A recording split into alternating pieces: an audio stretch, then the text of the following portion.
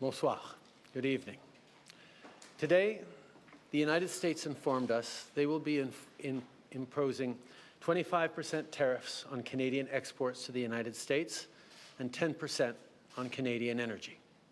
A decision that, should they elect to proceed with, should take effect on Tuesday, February 4th. Cette décision met en péril une relation économique historique. Une relation qui a été la source de tellement de richesses, de prospérité et de possibilités des deux côtés de la frontière. Tonight, first, I want to speak directly to Americans, our closest friends and neighbors. This is a choice that, yes, will harm Canadians, but beyond that, it will have real consequences for you, the American people. As I have consistently said, tariffs against Canada will put your jobs at risk, potentially shutting down American auto assembly plants and other manufacturing facilities. They will raise costs for you, including food at the grocery stores and gas at the pump. They will impede your access to an affordable supply of vital goods crucial for U.S. security, such as nickel, potash, uranium, steel, and aluminum. They will violate the free trade agreement that the President and I, along with our Mexican partner, negotiated and signed a few years ago. But it doesn't have to be this way. As President John F. Kennedy said many years ago, geography has made us neighbors, history has made us friends, economics has made us partners, and necessity has made us allies. That rang true for many decades prior to President Kennedy's time in office and in the decades since. From the beaches of Normandy to the mountains of the Korean Peninsula, from the fields of Flanders to the streets of Kandahar, we have fought and died alongside you. During your darkest hours, during the Iranian hostage crisis, those 444 days we worked around the clock from our embassy to get your innocent compatriots home. During the summer of 2005, when Hurricane Katrina ravaged your great city of New Orleans, or mere weeks ago, when we sent water bombers to tackle the wildfires in California. During the day the world stood still, September 11th, 2001, when we provided refuge to stranded passengers and planes, we were always there, standing with you, grieving with you, the American people.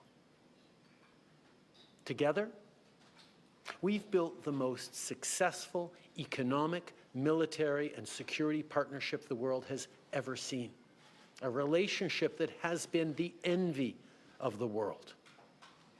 Yes, we've had our differences in the past, but we've always found a way to get past them. As I've said before, if President Trump wants to usher in a new golden age for the United States, the better path is to partner with Canada, not to punish us. Canada has critical minerals, reliable and affordable energy, stable democratic institutions, shared values, and the natural resources you need. Canada has the ingredients necessary to build a booming and secure partnership for the North American economy, and we stand at the ready to work together. Let's take a moment to talk about our shared border. Our border is already safe and secure, but there's always more work to do.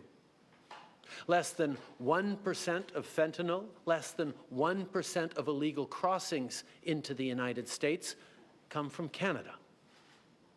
But hearing concerns from both Canadians and Americans, including the American president himself, we're taking action. We launched a $1.3 billion border plan that is already showing results, because we too are devastated by the scourge that is fentanyl, a drug that has torn apart communities and caused so much pain and torment for countless families across Canada, just like in the United States. A drug that we too want to see wiped from the face of this earth. A drug whose traffickers must be punished.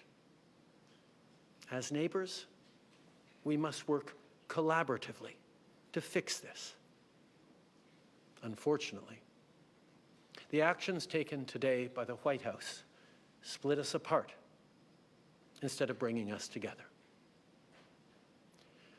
Tonight, I am announcing Canada will be responding to the U.S. trade action with 25% tariffs against $155 billion worth of American goods.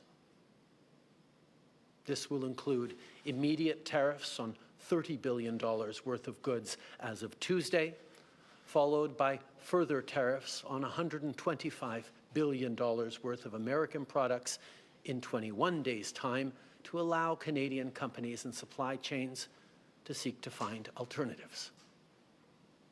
Ce soir, j'annonce la réplique du Canada.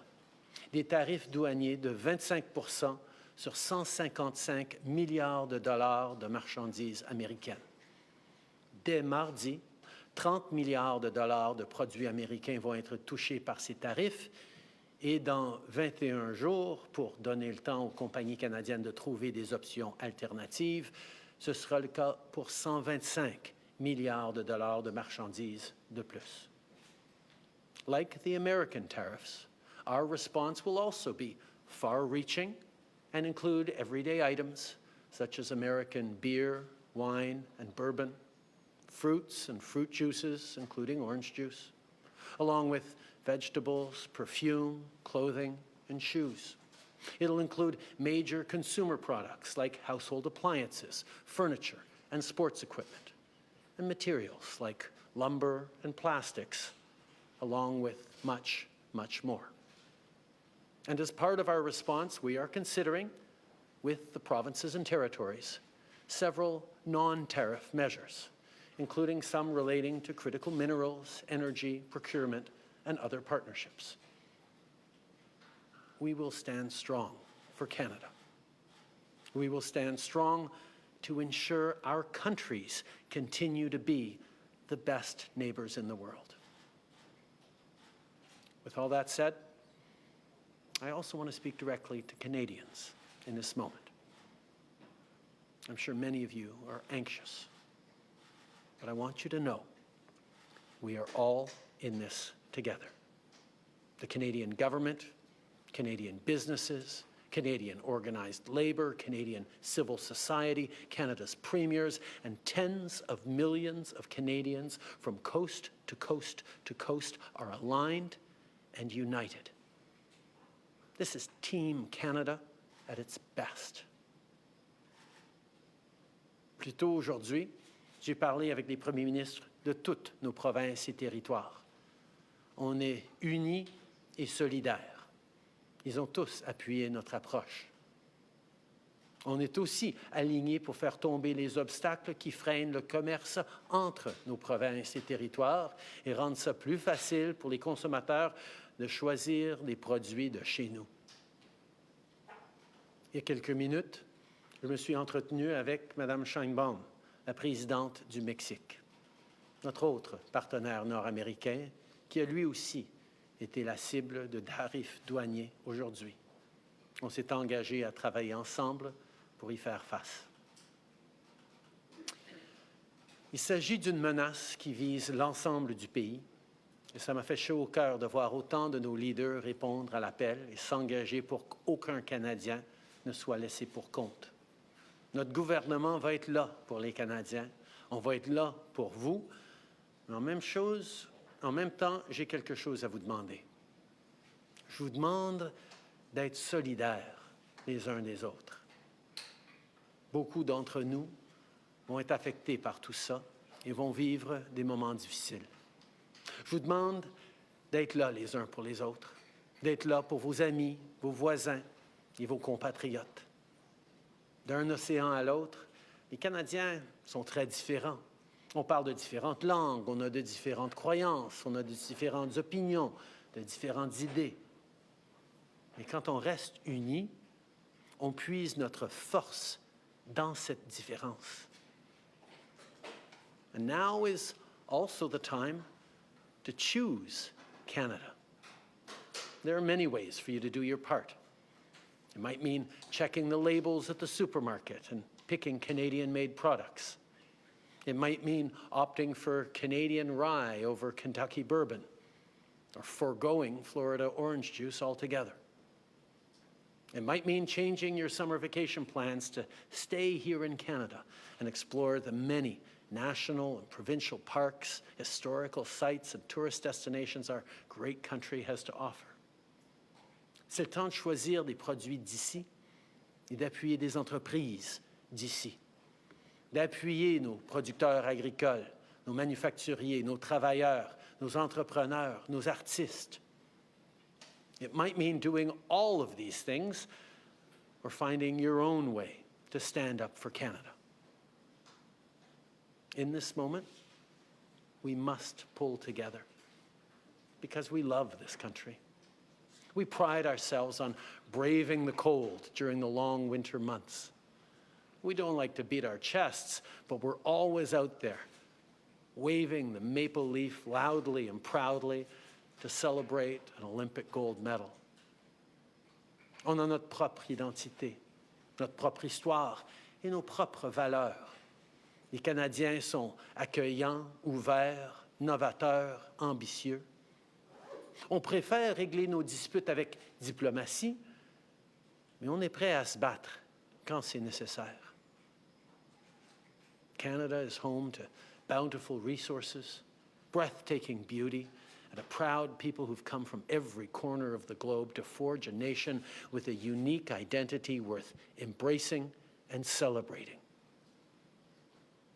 We don't pretend to be perfect, but Canada is the best country on earth.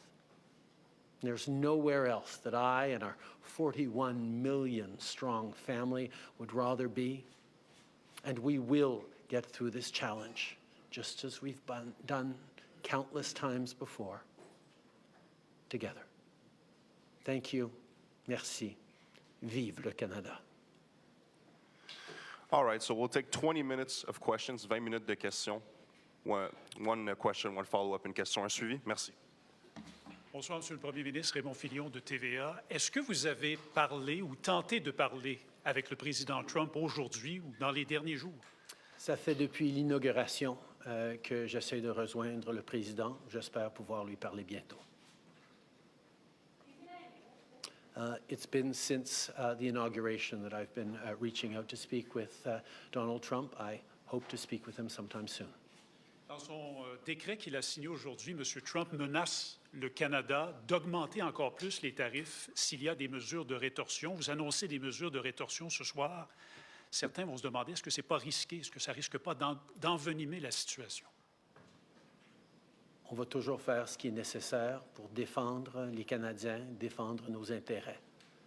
On est en train de répondre avec un ensemble de mesures fortes mais appropriées et on va continuer d'être là pour défendre le Canada, les Canadiens et notre avenir. Bonsoir, M. Trudeau. Vous avez mentionné que vous envisagiez d'autres mesures qui ne sont pas reliées aux tarifs. Pouvez-vous élaborer? C'est sûr qu'on a beaucoup d'initiatives en dehors des tarifs qu'on peut entreprendre en tant que pays. On est en train de parler avec les provinces et territoires sur certains éléments dans leur région, leur juridiction. On a aussi des mesures comme ce que les provinces sont en train d'annoncer, d'enlever l'alcool et les spiritueux et les vins américains de leur régie des alcools. Il y a des mesures au niveau de l'approvisionnement municipal, provincial et même fédéral où on peut moins acheter des Américains. Le choix des Canadiens d'acheter des produits canadiens, de choisir des biens et des services du Canada et non américains, ça fait toute partie de notre réponse collective. Mais juste pour précision, est-ce qu'il est question peut-être de couper l'approvisionnement en énergie? Mais la deuxième question, c'était davantage sur le décret des Américains. Il n'est pas question là-dedans, il est question de la frontière, mais pas de la relation commerciale. Est-ce que c'est parce qu'il faut s'attendre à une deuxième vague de tarifs? Tout d'abord, ce qui est important quand on va regarder différentes façons de répondre ou de mettre encore plus de pression sur les Américains pour reculer sur les mesures qui sont de l'avant, on va s'assurer qu'il n'y ait aucune région du pays, aucune industrie qui va porter un plus large fardeau, un plus lourd fardeau que d'autres régions. On sait qu'il y a certaines industries, dont l'industrie pétrolière, qui ont un grand impact aux États-Unis, mais on va s'assurer que toute réponse qu'on va faire va être équitable à travers le pays, parce qu'on ne veut pas que ce soit seulement une région ou une partie du pays qui paye le plus pour défendre tous les Canadiens. Et c'est quelque chose, un principe sur lequel tous les premiers ministres sont d'accord. Est-ce qu'on peut s'attendre à une deuxième vague? C'était ça aussi la question. Sur l'enjeu une deuxième vague, dans quel sens? De tarifs, parce que dans le décret, il n'est pas question de la relation commerciale, il est juste Ah non, question oui, tout à fait, tout à fait. Ces tarifs d'aujourd'hui sont ancrés dans la préoccupation du président sur le fentanyl. La réalité, c'est que le Canada représente une infime partie du défi au niveau du fentanyl auquel les Américains font face, et on est prêt à travailler avec eux pour régler cet enjeu dans nos communautés comme dans la leur. En même temps, il y a une enquête sur nos relations commerciales qui est en cours dans le système américain, qui va aboutir le 1er avril, et à ce moment-là, ils vont prendre d'autres décisions. In regards to actions we might take in terms of responding to the American trade action, there are a number of different industries and regions of the country that can have greater leverage over the United States. One thinks of the oil industry, for example. What is extremely important for me, and I think for all the premiers, is that no one region of the country or one industry carries a larger burden than anyone else in standing up for Canada. We need to all be in this together. This only works if Canadians are fully united from coast to coast to coast to stand up for this extraordinary and beautiful country. And that's why, as we look at different measures, including non-tariff measures that we might move forward on, we will not be moving forward on américains, aux producteurs américains. On s'attend à avoir des défis énormes dans l'industrie automobile, par exemple, aux États-Unis, où des pièces et du travail canadien et mexicain sont des éléments essentiels de ce qu'ils font. Alors, on va être là pour regarder et encourager les Américains de revenir en arrière sur ces tarifs, et on va utiliser toute la gamme d'outils qu'on a. Pour être très clair, on ne veut pas être dans cette situation. C'est le choix des Américains de nous mettre dans cette situation-là, mais puisqu'on est ici, on va répondre de façon responsable et forte pour défendre le Canada. Dans un match de hockey ce soir à Ottawa, durant l'hymne national américain, il y a des Canadiens qui ont hué l'hymne national américain. Est-ce qu'ils ont raison d'être en colère et êtes-vous en colère? On a une très longue histoire avec les Américains. On a un partenariat sans pareil, mais il y a toujours eu des moments de différends, des moments de tension entre nos deux pays. Et c'est des moments profondément sentis parce qu'on est si proches en tant que voisins et amis et famille. Et ça peut être pénible pendant qu'on passe à travers ces moments-là. Mais j'ai confiance. J'ai confiance dans les Canadiens, mais surtout, j'ai aussi confiance dans le peuple américain qui comprend à quel point leur lutte, leur grand défi dans le monde, c'est pas le Canada. Et qu'en travaillant ensemble, on va pouvoir passer à travers ces moments pénibles pour en sortir encore plus fort. Je pense que les Canadiens ne comprennent pas tout à fait pourquoi les Américains sont en train de cibler leurs meilleurs amis et leurs plus proches partenaires plutôt que d'autres pays dans le monde. En anglais? I think Canadians are a little perplexed as to why our closest friends and neighbors are choosing to target us instead of so many other challenging parts of the world. I don't think there's a lot of Americans who wake up in the morning saying, oh, damn Canada. Oh, we should really go after Canada. We're there as friends, as partners.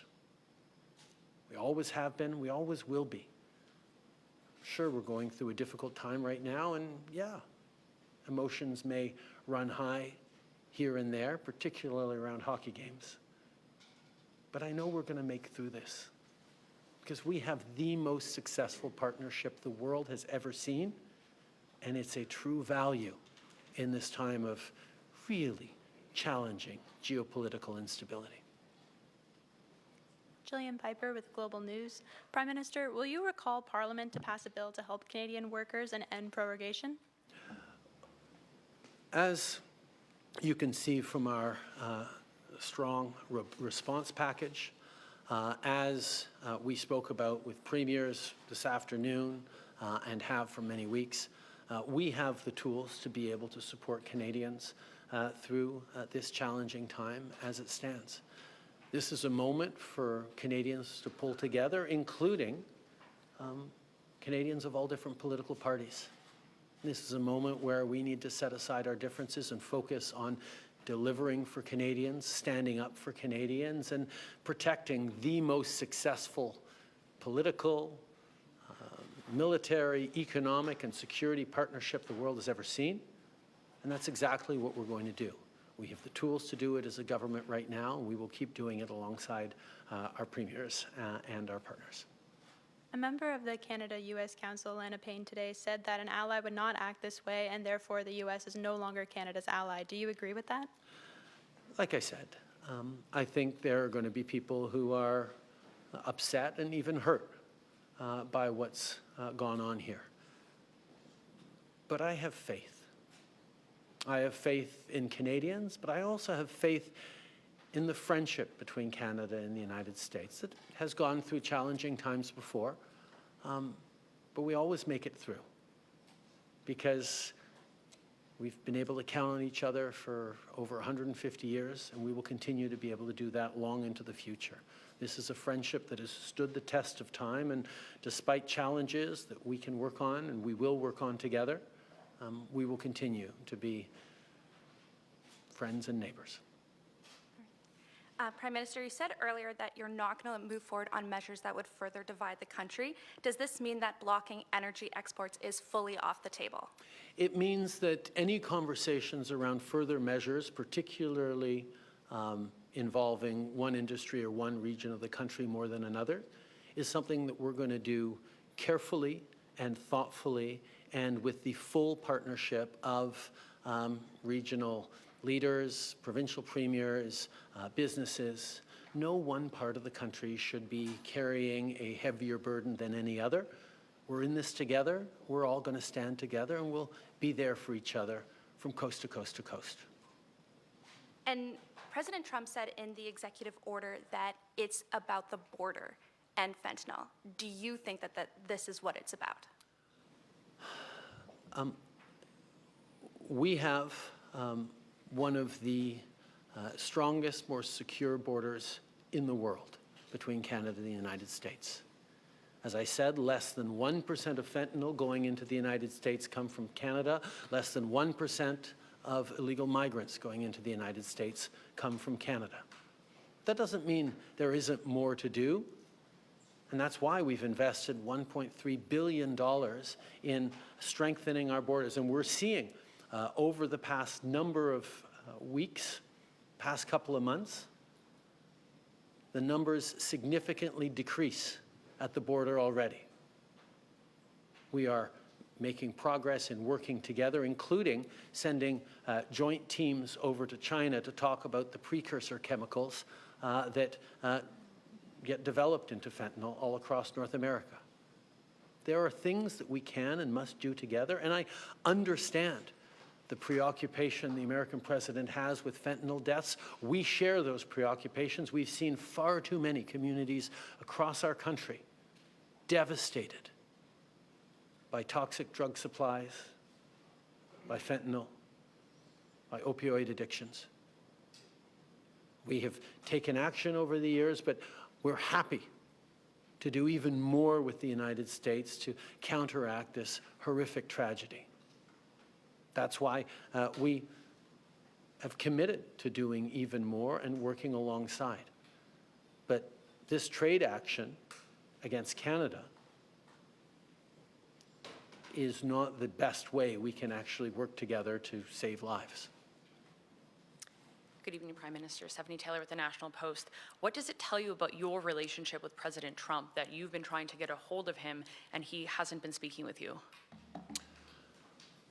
I think this is a time where we've all remarked on just how active President Trump has been in engaging with a wide range of topics in his first weeks in office.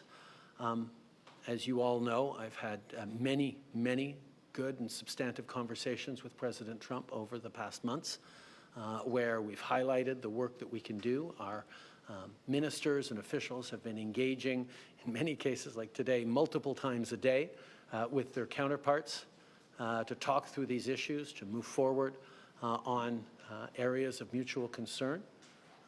We will continue to engage, and I will continue to be there to work with President Trump as we've worked together in the past.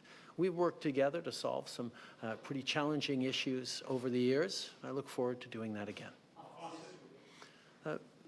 Je pense qu'on peut souligner à quel point le président est extrêmement actif avec beaucoup de différents enjeux sur sa table.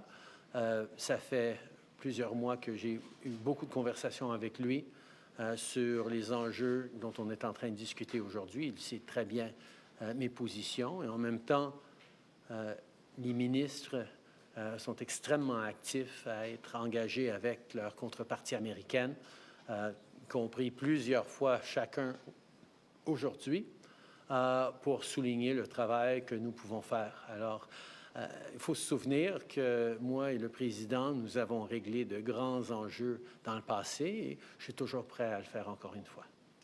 But if you can't get a hold of President Trump on a day as consequential as this, when it really matters, can Canada have a productive relationship with President Trump and the Trump administration moving forward? As I've said, we have had a very effective and constructive series of conversations throughout the American administration. We'll continue to. I look forward to speaking with President Trump in the coming days and weeks. This is something that matters, but we've solved big issues before, and we will solve them again. Last question, dernière question, s'il vous plaît. Thanks for taking our questions. Raisa Patel, the Toronto Star.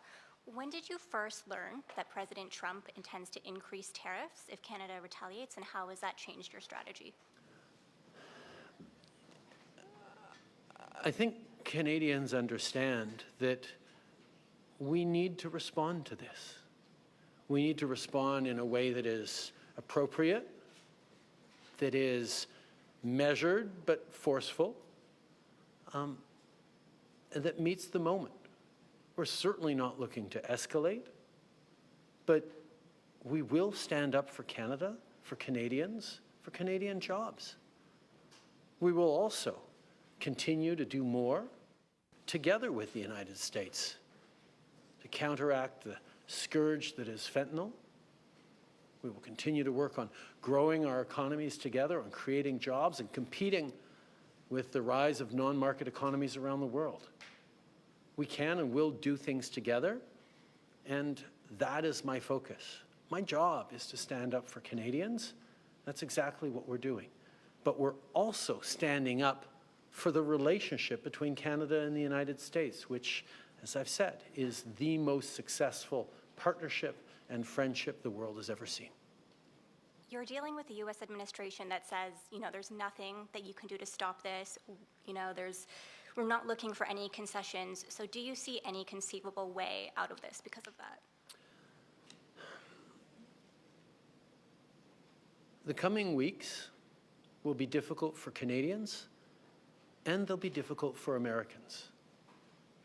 The level of cooperation, the level of effective partnerships between our two countries that have been established over decades and generations means that this trade action by the Americans and our response is going to have real consequences for people, for workers on both sides of our border. We don't want to be here. We didn't ask for this. But we will not back down in standing up both for Canadians and for the incredible, successful relationship and partnership between Canada and the United States. I look forward to working with the American administration on a range of challenging issues that our communities and our world is facing. And I hope that day comes soon. Merci beaucoup. All right, this concludes today's press conference. Ça conclut la conférence de presse aujourd'hui. Merci. Merci tout le monde.